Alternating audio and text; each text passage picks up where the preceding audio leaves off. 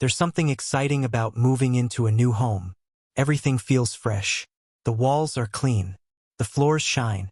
You walk from room to room, imagining where things will go, what memories you'll make. Feels like a new beginning. You tell yourself you're safe. You've checked every window, every lock. You know every inch of the place. But then something doesn't feel right. A sound you can't place. A light that flickers for no reason. The hallway feels a little too quiet at night. You brush it off. It's just nerves, you think. Just the house settling. But some houses don't settle. Some houses... Wait. You start to notice the little things. The feeling of being watched. The door you closed is now open. Your pet refuses to enter certain rooms. You wake up at the same time every night, heart racing, with no idea why. It's easy to forget that homes are lived in before us. Other families, other stories. Not all of them end happily. Not all of them leave. Some homes don't let go of what happened inside them. They hold on. And if you listen closely, they might try to tell you. These are true stories. From people who moved in hoping to start fresh. But what they found was something much older. Much darker. So get comfortable. Keep the lights on if you want. But if you hear something behind you, something quiet, something close, maybe wait a second before you turn around. Some houses never really empty. We moved into the house in early spring. A quiet neighborhood, tree-lined streets, friendly neighbors who waved from their porches. It was perfect. Or at least it seemed that way. The house had 2 floors. The downstairs felt warm, bright, normal. But the upstairs, there was something different about it. I couldn't explain it at first. It was just a feeling, like walking into a room that didn't want you there. Our dog, a golden retriever who was normally fearless, refused to go up the stairs. He'd sit at the bottom, ears back, whining softly. We tried coaxing him with treats. He wouldn't budge. The first night, my wife had a nightmare. She didn't say much about it at first, just that she saw someone standing in the corner of our bedroom. In the morning, we found the bedroom door wide open. We always sleep with it shut. I was sure I had closed it. Over the next week, little things started to feel wrong. Items weren't where we left them. Her hairbrush was on the floor. The picture frame was turned backward. Once, we came home to find every light upstairs on, though we both clearly remembered turning them off. I thought maybe we were just tired from the move, stressed. But my wife insisted she felt watched every time she was alone upstairs. I was starting to feel it too. We decided to install a small security camera in the hallway outside the bedroom, just to be safe. That night, we checked the footage.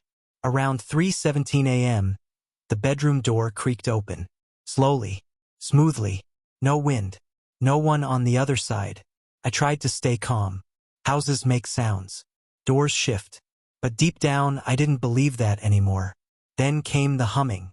It was faint. A soft, off-key tune. My wife heard it first. Said it was coming from upstairs. Like someone humming to themselves in the dark. I went to check. I searched every room. Closet. Bathroom. Nothing. The attic entrance was in our bedroom closet. One of those square panels you have to push up. I'd never looked inside. We had a friend stay over one weekend. She slept in the guest room upstairs. At 2 a.m., she screamed. We ran to her room. She was crying, shaking. Said she woke up to a woman standing at the foot of the bed. Long dark hair, pale face, just staring. I couldn't deny it anymore. The next morning, I grabbed a flashlight and a chair and opened the attic. It was cramped and dusty. The air smelled like something old. In the far corner, I found a tiny wooden chair, child-sized. Next to it, a melted candle, just sitting there. The floor was covered in dust, undisturbed except for one set of footprints. Bare feet. They led from the chair toward the attic opening. We didn't sleep there again. That night, we packed a few bags, grabbed the dog, and drove to a hotel. We never went back. 6 months later, just out of curiosity, I checked the house listing on Zillow. There were fresh photos. The living room, the kitchen, the upstairs hallway, and the bedroom. In the photo of our old bedroom, just behind the person taking the picture, in the mirror on the far wall, was a figure. standing still, looking straight at the camera. I bought the farmhouse in the fall. It needed work. Paint peeling, roof a little soft in places, but it was quiet, far from the city, and cheap. Too cheap, maybe, but I didn't ask questions. I just wanted space and silence. At first, I enjoyed the quiet. No cars, no neighbors, just wind and trees. But then, I started hearing something at night, a soft ticking. I thought maybe it was the pipes settling, or maybe a mouse in the walls. It wasn't constant, just faint, slow, steady. Like a clock. Tick, tick, tick.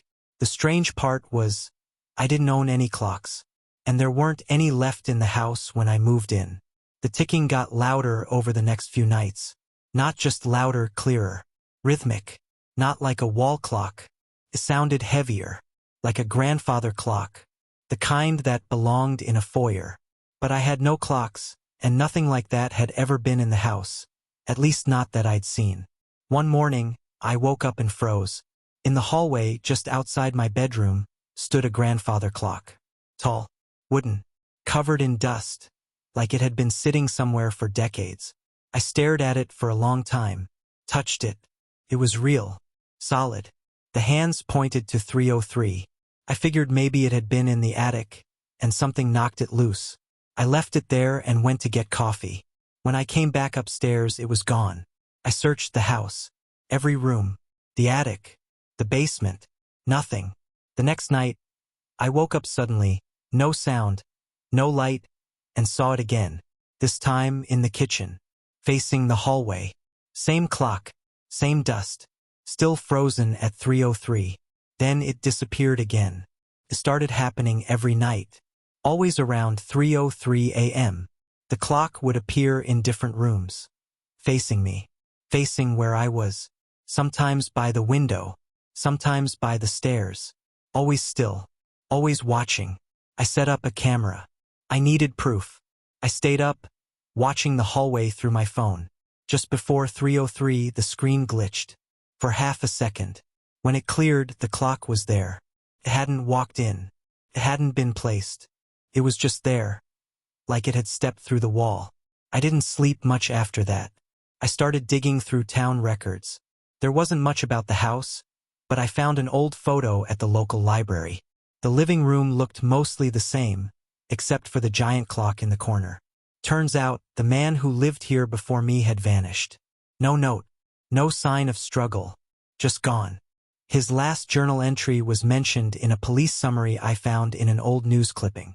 It said, "I hear it ticking when I sleep." That night, I woke up to the sound again. Louder than ever. This time, the clock was in my bedroom. At the foot of the bed. The time still said 3:03. But this time, the ticking started. Loud. Sharp. Like it was inside my head. I ran. I left with a single bag, my keys, and never looked back. I didn't care about the rest of my stuff. I just drove until I was somewhere with people, lights, noise, anything but that silence. Years later, I was visiting a friend in another state. We stopped by a little antique shop. As I wandered through, I felt a chill.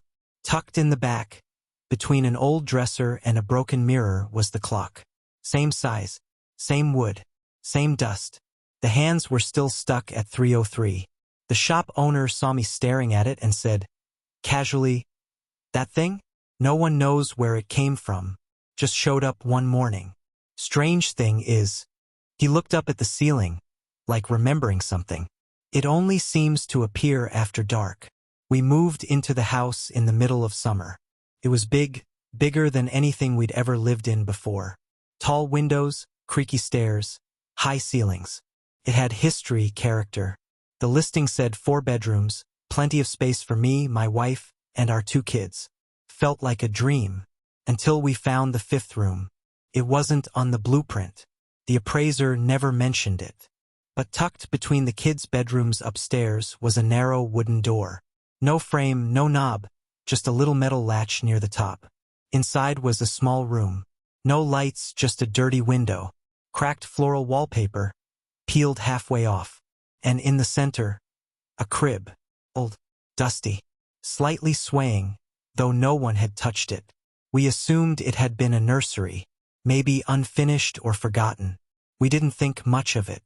We even joked that the house had a secret room, like something out of a mystery novel. Our youngest, Mia, who was only 4, started calling it Emily's room. We laughed at first. Imaginary friends are normal. She'd sit in there with her dolls, whispering to someone we couldn't see. But then she started saying things like, Emily doesn't like the light, or Emily cried when we moved the crib. Things got strange quickly. That room was always cold, freezing even in the summer. You'd feel a sudden chill just walking past it. And somehow, no matter how many times we cleaned the crib out, toys would end up inside it again. Mia's dolls, my son's trucks, even a spoon from the kitchen once. Then Mia started speaking differently, using old words, phrases like, may I go to the lavatory and mother will be cross. She drew pictures of a girl in a long dress, eyes scribbled out with thick black lines.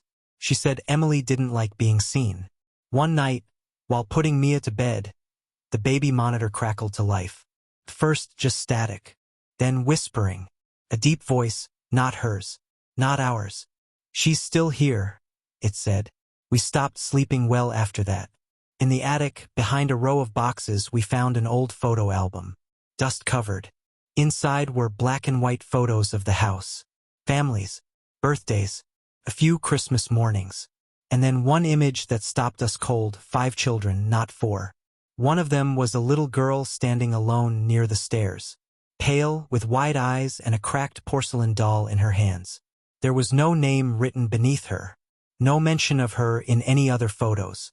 We asked the realtor if there had ever been another child in the house. First, she denied it, but after a long silence, she told us the truth. A child had gone missing. The 5th, no official record, no funeral. The family moved away without a word. We decided to move, but before we could leave, something happened. One afternoon, Mia disappeared. We found her locked in that small room. The door wouldn't open. No matter how hard we pulled, it was stuck tight. When it finally gave way, the room was empty. No crib, no wallpaper, just white walls. Clean, blank, like nothing had ever been there. We left that night. Years later, after we were settled in a new town, I overheard Mia whispering to someone in her room. I asked who she was talking to. She smiled and said, Emily followed us. Then she looked under her bed and whispered, she still sleeps here. But don't worry, she likes it now. Most houses are made of wood, brick, and steel, measured in square feet, decorated with curtains, rugs, and family photos.